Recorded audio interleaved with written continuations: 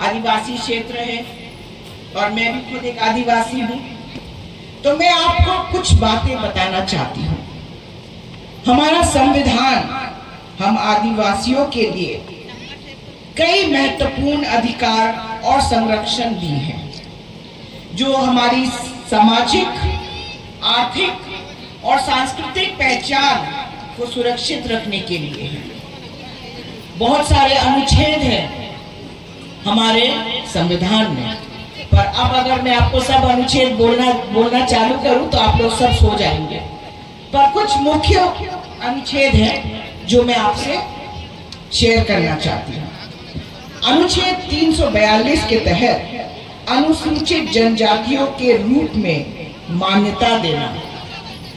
पर बीजेपी क्या कर रही है? बीजेपी डीलिस्टिंग करके इस पहचान को खत्म करने की कोशिश कर रही है। अनुच्छेद 15(4) और 16(4) के तहत शिक्षा और सरकारी नौकरियों में आरक्षण देती है ये संविधान हमें।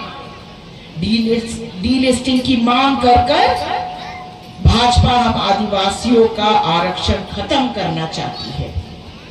अनुच्छेद 330 और 332 के तहत राजनीतिक प्रतिनिधित्व का, यानी कि लोकसभा, राज्यसभा और विधानसभाओं में अनुसूचित जनजातियों के लिए आरक्षित सीटें पर भाजपा आदिवासियों को बनवासी कहते हैं, ताकि उनकी ये हक भी छीन लिया जाए।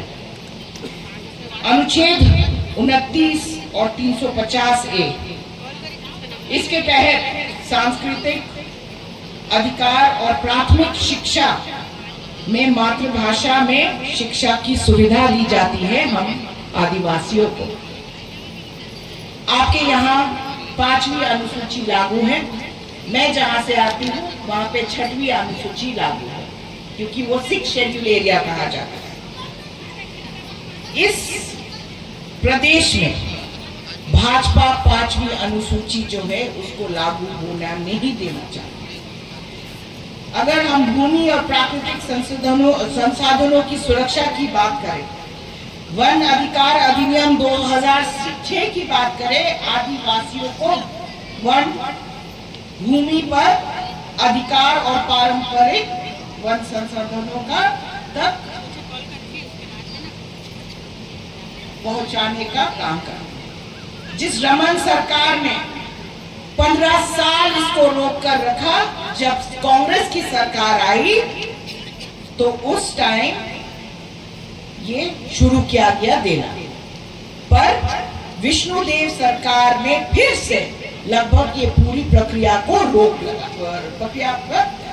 लगा और छत्तीसगढ़ के मुखिया जो अपने आप को आदिवासी कहते हैं, आज आदिवासियों के खिलाफ काम कर रहे हैं। विष्णुदेव साय आदिवासी समाज के नाम पे एक कलंक है, एक धब्बा है। जो अपने लोगों के लिए नहीं लड़ सकता, जो अपने लोगों के हकों के लिए नहीं लड़ सकता, वो किस तरह का मुखिया?